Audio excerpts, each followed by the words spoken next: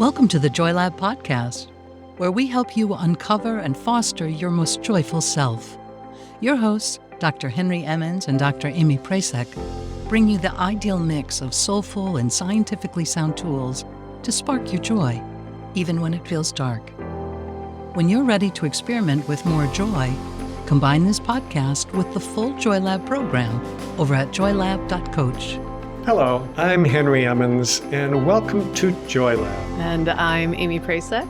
Here at Joy Lab, we infuse science with soul to help you build your resilience and uncover your joy. Today, we are talking more about our element of savoring.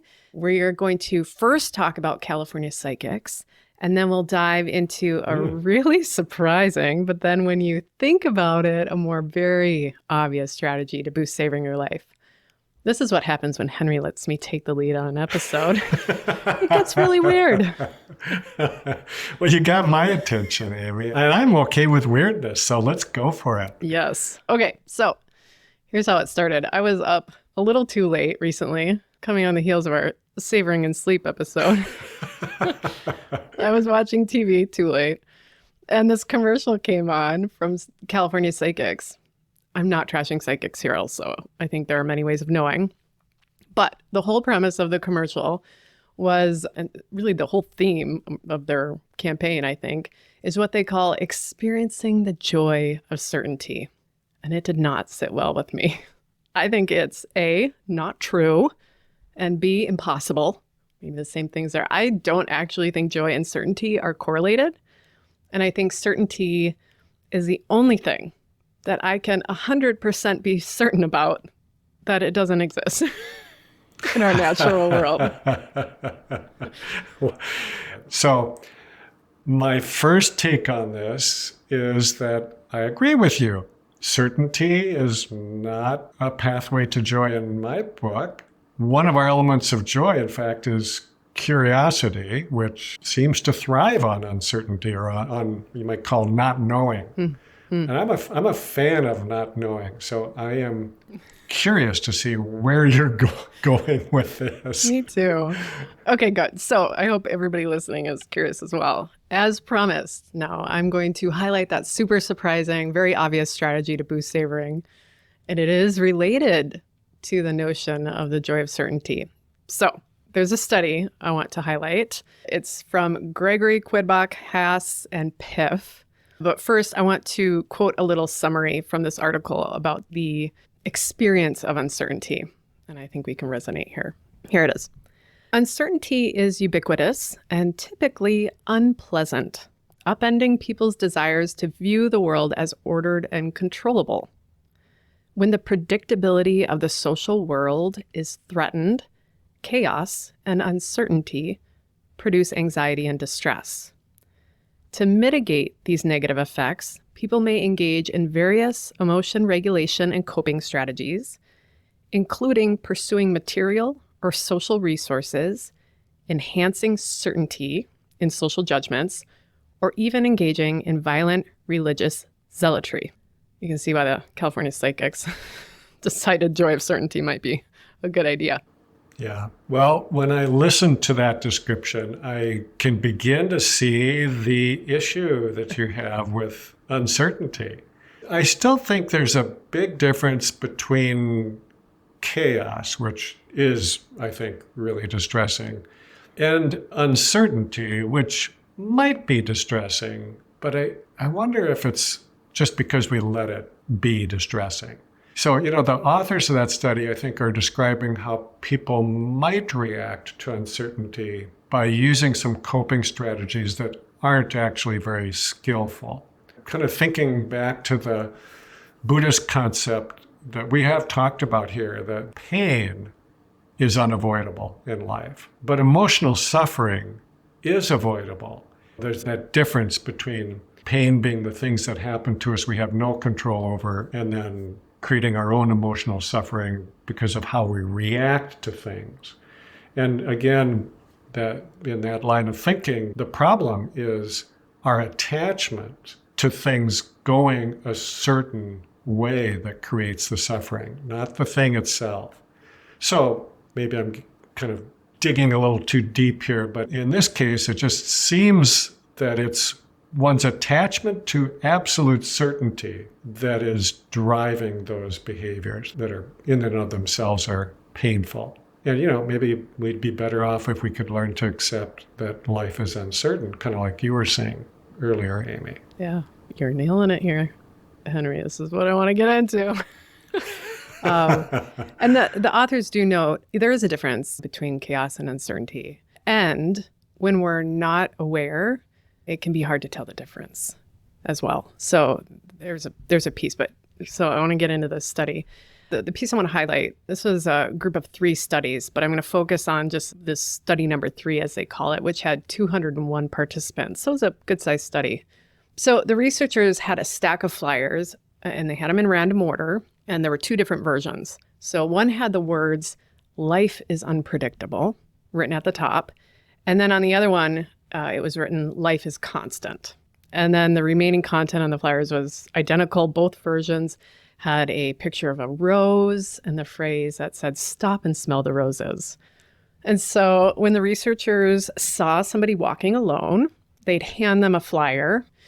Now, 150 feet further down the street, there was a little table with a bouquet of roses, and then both flyers were enlarged and framed, sitting on each side of the roses. So if you received the flyer, it was pretty obvious that this table was related, everything kind of tied up. So the researchers were looking to see who stopped and smelled those roses, and if there was a meaningful difference based on which flyer those folks received. I'm going to throw it out to those listening, to you, Henry. What do you think? Did the "Life is Unpredictable" group stop more? Or did the "Life is Constant" group stop more? Or it could have been equal. What do you think? Wow. I'm going to guess, and I do not know the study, I'm going to guess that the people who stop more are the "Life is Constant" group. I'm kind of seeing that idea that life is constant, that this is an invitation to savor the good things. Whereas if you believe that life is unpredictable, you might not feel as safe and secure, so that you can't afford the time to stop. You got to, do something to protect yourself. So that's what I'm going for. It's when you feel more safe and secure that you're more likely to savor things. Okay. It's the exact opposite of what you just said, Henry. Of course it is. So I know. That's why I love this. Good one, Amy. Thank you. That did work out well. So, okay, let me explain this. So people who had received the "Life is Unpredictable" flyer were 2.5 times more likely to stop by that table and smell the roses. And this was true after they controlled for gender, age, and it seems counter on its face. But there is something very human about this. It's an adaptive behavior, we could say. So the researchers, to your point, though, they did find a correlation between their uncertainty prompts and negative affect. So in the other 2 studies as well. So they prompted this uncertainty stimulus, and right away, people would have sort of this automatic signal of discomfort, some anxiety. But then it seems like there's another signal that perks up with a little bit of time away from that initial reaction. And that signal is to savor. And I think that happens because we don't want to feel bad. And so we can reorient back to the present moment and soak in something good to sort of ease some of that discomfort. So that's one reason, perhaps. Another, I think, is that we are really wired to do this, and we can improve it with this practice of savoring. And even though savoring feels like a really individual experience, it's actually more of a community practice. So just think of those types of peak moments in your life, maybe graduating high school, getting a job you wanted, building something with your hands. Rarely do we want to just sit back and savor it all alone. We want to have a bunch of people next to us, or that amazing sunset, or a great movie. We want to savor it even more by sharing it. Those thoughts rise up. I wish my dad was here to see this sunset, or I have to tell my friend about this movie. So we kind of savor it with. And so there is a wiring to savor and share good things that might also nourish others. It builds alliances, support structures. it strengthens everyone. And so I think a big reminder from this research, or surprise, is that if we can be with uncertainty, if we can ride out that initial discomfort and not fall into what you noted earlier, Henry, that like attachment to absolute certainty and all the extremes and rigidity and dysfunction that it can cause, as noted in that quote I read, if we can ride that out using the skills we talk about here, then we can let that next step happen, which is that wiring to come back to the present moment, to savor, and to connect with others. That's what I think. Wow. This is good. I really like this, Amy. And one of the things that I'm kind of struck with is, we have often said something to the effect that a little stress is a good thing, that we wouldn't want to really live a life without any stress. And I'm kind of thinking, in a broader way, that this is a good example of how we can make good use of having some negative feelings or unpleasant feelings. In other words, let's not try to feel good all of the time. That's not necessarily the goal, but it's more to embrace all of it, even to kind of make use of those occasional negative feelings. Let them prompt some sort of positive action or behavior change. I often find this to be true for myself that, as long as it hasn't gone too far, if I'm feeling a little bit sad or out of sorts or maybe even a little anxious or something, I can parlay that into some sort of positive behavior. It sort of propels me to get out of it. And there are some things I know that can help me to get out of it. And I think it's a way of kind of making use of some of our emotions that might stimulate some really good behaviors on our part. This is a cool study. I like it. Yeah. I love that you're noting. Even though you did trick me. I know, that worked out perfect. I wasn't sure. Noting that when we can have awareness of that negative response, that we can take that next step. And I think knowing or acknowledging the value of all of those emotions, right? This is not like a head in the sand response, savoring. It doesn't dismiss uncertainty. It acts with it. I think that's so cool. So then when we savor, we hold up the truth of uncertainty and we decide, like, amidst all of this, I have to savor to hold on to what's good.